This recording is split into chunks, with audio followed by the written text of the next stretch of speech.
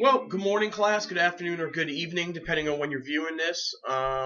When I was faced with the challenge of doing the informative speech for this class, I didn't know what to choose, mostly because things I'm passionate about are pretty subculture sometimes. But I decided to talk about my business, and I run a e-cigarette store or a vapor lounge in the Delaware County area called Delco Vapes. We're part of a bigger company called E Cig International.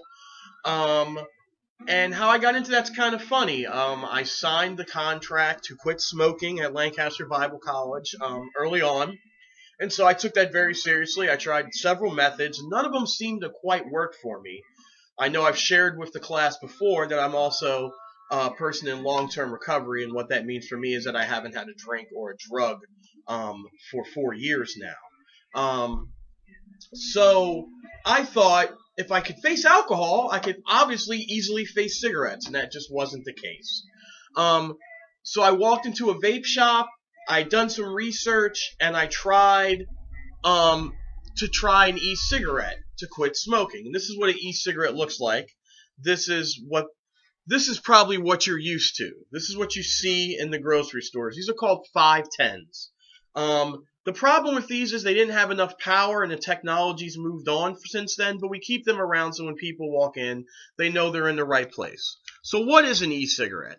An e-cigarette is a battery and a tank that atomizes a liquid that gives you a potent hit of nicotine.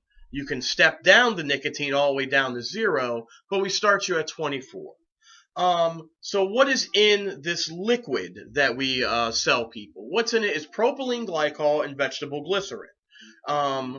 The most common place that you've seen that in your personal life is if you've ever been to a concert, if you've ever seen the fog machines.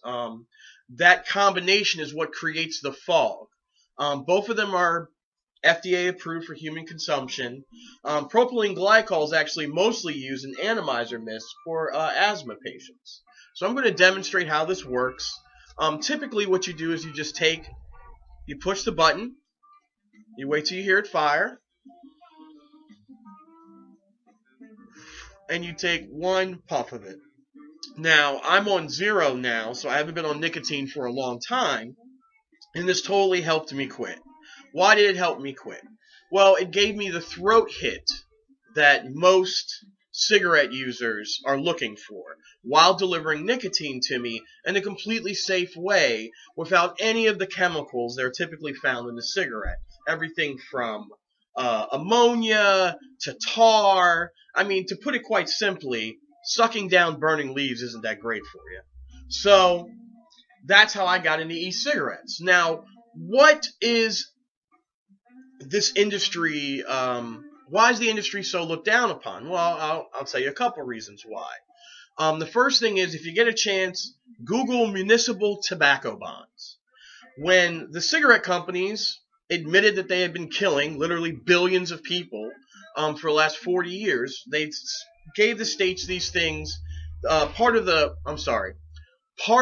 assessment that they gave, part of the settlement that they gave the states was, for every cigarette sold in any state in the United States, a certain amount of money would be paid to the states. The states, in turn, sold municipal bonds based on future cigarette sales. So the reason most politicians are coming out against e-cigarettes is because the tobacco companies are selling guys like me raw nicotine to put in my juice, and they're not getting charged per cigarette. So big tobacco's very behind the e-cigarette movement. It's helping people quit, it's getting them off tobacco, and they can sell the nicotine, which is a byproduct of growing tobacco, to people like me and get around this billions of dollars that they owe the states. The states, in turn, are coming out against it and saying, when you use flavors like lemon lime, or if you use a flavor like cotton candy, what you're really doing is trying to attract children. I just want to dispel that rumor for any of you who are considering sending someone you know and love who's struggled mightily with cigarettes to get over it, that in Pennsylvania we are part of CASA, and we're self-regulating. We would never sell to a 14-year-old kid that came in here. And most of my customers are people who've been smoking for 30, 40 years and can't seem to break the habit. So that's the one reason you hear a lot of negative press. The other thing is people say, we don't know the long-term effects of e-cigarettes yet. And to them, I say, you're absolutely right.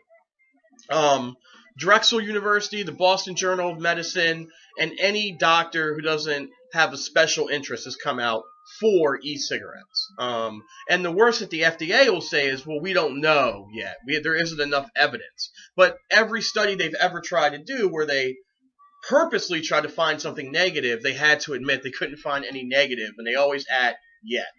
So this is a cottage industry that seems to be gaining popularity all around. And basically all it is a battery and a tank, and then you can get a little bit more complicated, and you can use a variable voltage battery and all kinds of different equipment, so you can get, a more potent hit. But on average, it's about $50 for a starter kit, about $20 for someone to get juice for the week and everything they need, and it's a great way for quitting. So I really hope this has informed you on what e-cigarettes are and what e-cigarettes aren't. And I really hope it gives you a little bit idea of what I do for a living on the side of ministry. So thank you very much, and have a good day, class.